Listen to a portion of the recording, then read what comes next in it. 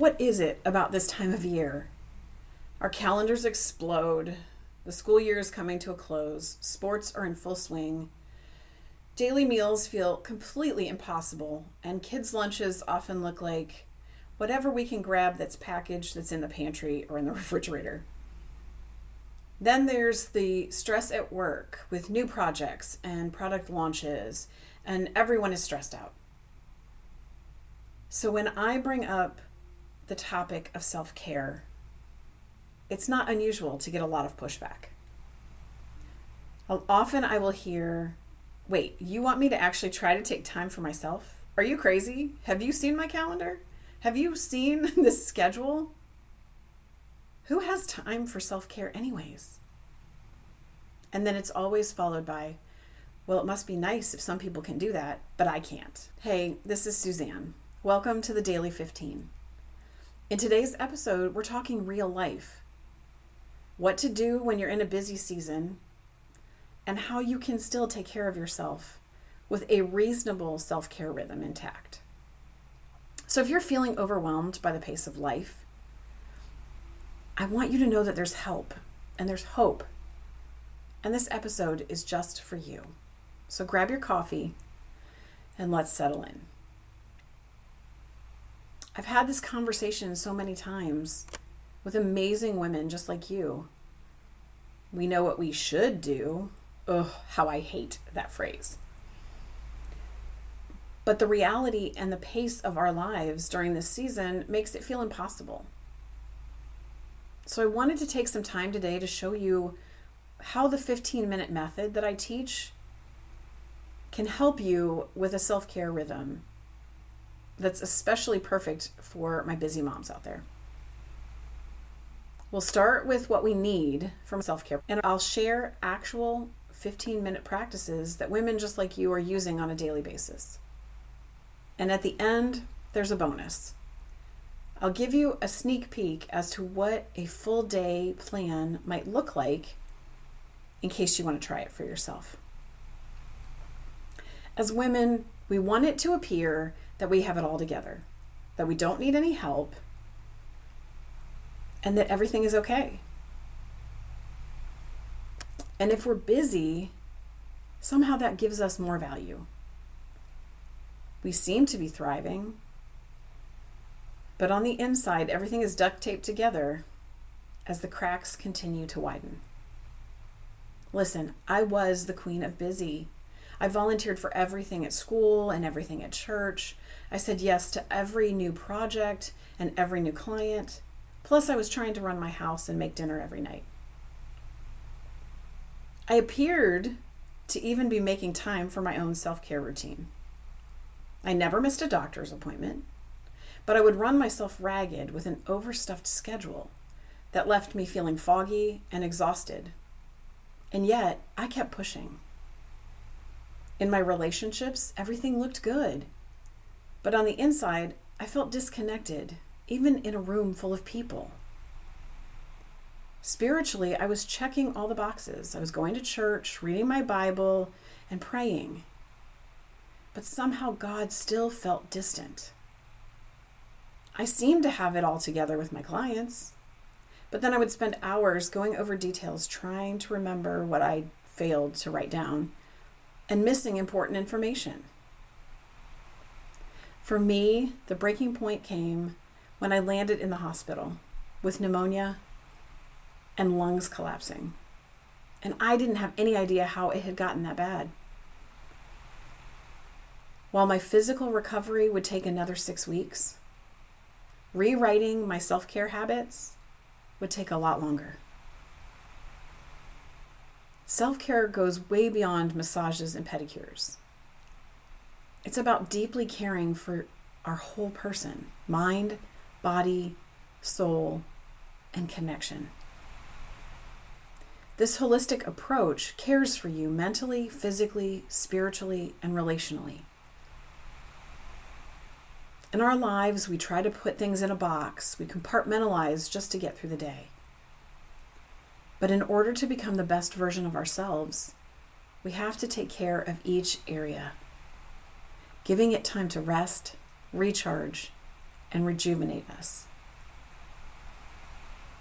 But how do we take care of our whole person when our schedules are so jam-packed?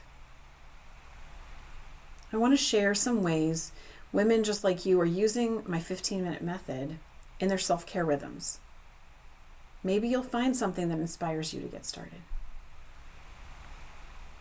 First, we're going to talk about how we take care of ourselves physically. When my son was little and he just needed to move, we called it the wigglies. So to get your wigglies out, just head outside for a 15-minute walk. Fresh air and sunshine can help you clear your head, improve the blood flow and oxygen to your brain, and release those amazing feel-good chemicals. But maybe you look outside and it's raining and the weather is awful, and you still need to move. Take a lap around your house or your office, or turn on your favorite playlist and dance around your house. Bonus points if you can get your family involved in your dance party, and triple bonus points if you get to embarrass your teenager. If you want to get stronger, try a short weight training session. You can use a YouTube workout video or contact a local trainer to create a plan for you. And just a note, lifting doesn't need to be bodybuilding. Just start where you are. Even doing body weight movements will give you extra energy for the day and take care of you physically. And then you can move on as your muscles grow to heavier weights. One more side note, I'm not a doctor or a trainer, so I'm sharing these tips in general. Please check with your health professionals before starting any new program. But here's the reality. Most of us can walk. So starting with a simple 15-minute walk is a great place to start.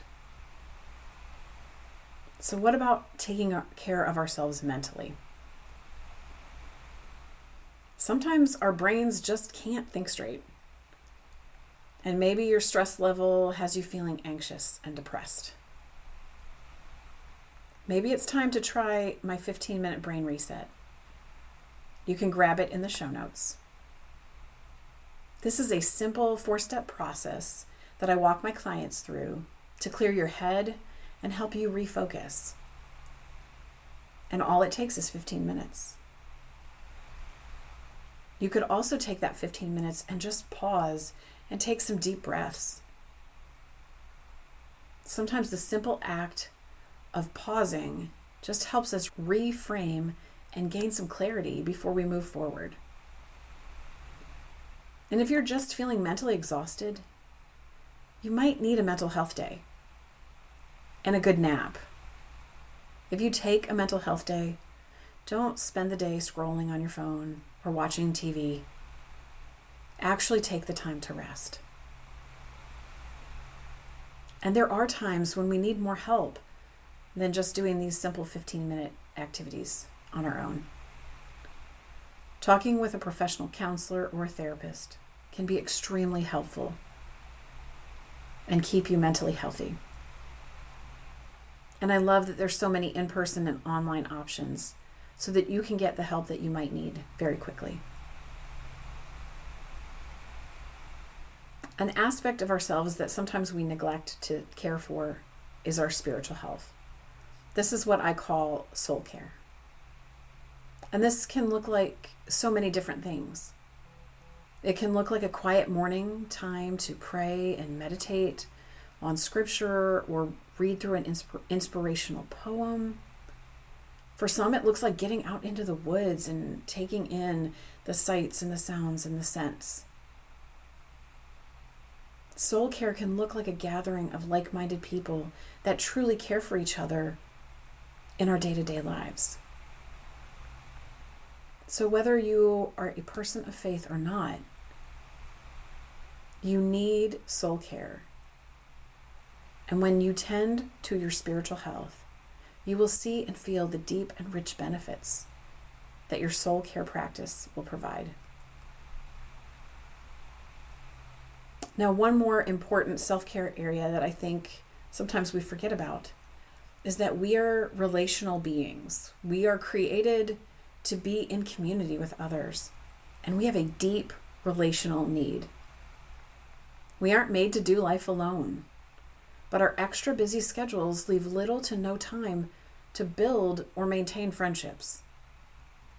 And sometimes this carries over into our family relationships as well. Some ideas for caring for yourself in a relational way could be a 15-minute call with a friend. I know we all love our quick text messages and our group chats, but our bodies and our minds benefit from this verbal communication. And if you can do it in person, even better. But I know that's not always possible. And that's why a phone call is so effective.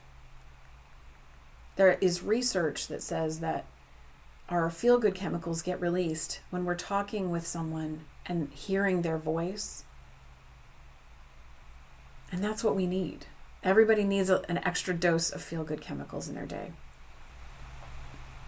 But connecting relationally also strengthens your immune system, calms your nervous system, and lowers your blood pressure. And all of that without medicine. So take 15 minutes to grab a quick coffee with a friend. Schedule a date night. Even use FaceTime to connect with family and friends. And don't forget to spend quality time with your kids. All you need is 15 minutes. And that's the beauty of 15 minutes. It feels so much more doable. And all you need to start is 15 minutes in one of these 4 areas. Maybe there's something that you heard today that caught your attention.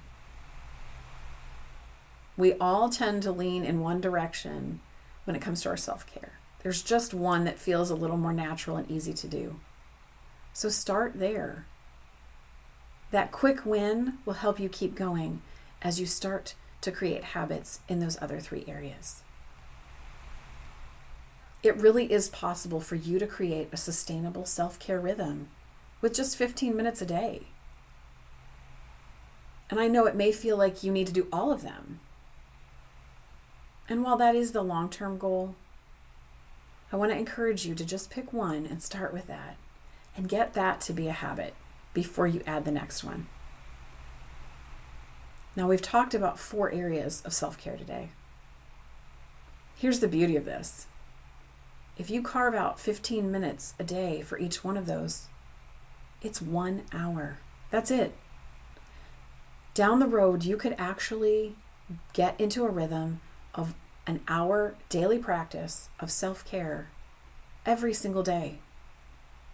I don't want that to stress you out, but I just want to share with you what it could look like. So this is just a little bit of inspiration for you to plan for the future you that protects her self-care time. What it could look like on a daily basis is you start your day with 15 minutes of quiet reflection and meditation in the morning. And then at lunchtime, you can get out for a quick walk. Get out and get some sunshine, or at least walk around the office or your home. In the afternoon, after a tough meeting, grab a few minutes and do the 15-minute brain reset. Clear your head and get ready for the next thing. And then 15 minutes for a call in the afternoon with your favorite person on your commute home. Before you know it, your small 15-minute steps each day will become this 1 hour of daily self-care. It will become a rhythm for your life and not something that you put on the back burner until you have time. I can't wait for you to try out some of these ideas with these 15-minute sessions and see the results for yourself. These simple daily practices have helped me to recover and create a new sustainable rhythm for my life. Friend, if you've been listening in today and you would love to have a self-care practice, but you feel buried by the invisible mental load that you're carrying, and you feel like you just can't think straight, I want to let you know your brain isn't broken. It's just overwhelmed. And my new workshop might be just the thing that you need to fix it. In this 5-session private audio series, we'll dig into the daily habits that will help you reduce the brain fog, eliminate decision fatigue, and reclaim your focus again and get you back to that mental sharpness you're used to. And it can start today. Along with the audio series, you'll receive a downloadable workbook and additional resources in each session. And as a brand new option for my workshops, the VIP package. This includes the workshop and a one-on-one 30-minute implementation session with me. In this session, we'll discuss any questions you have, we'll create a personalized daily reset plan just for you, and help you to make this a habit for every day. You'll find the link to register in the show notes. Thanks for joining me today.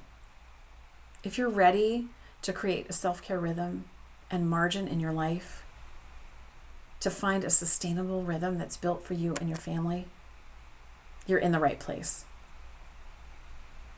Until next week, take your daily 15 and take care of you.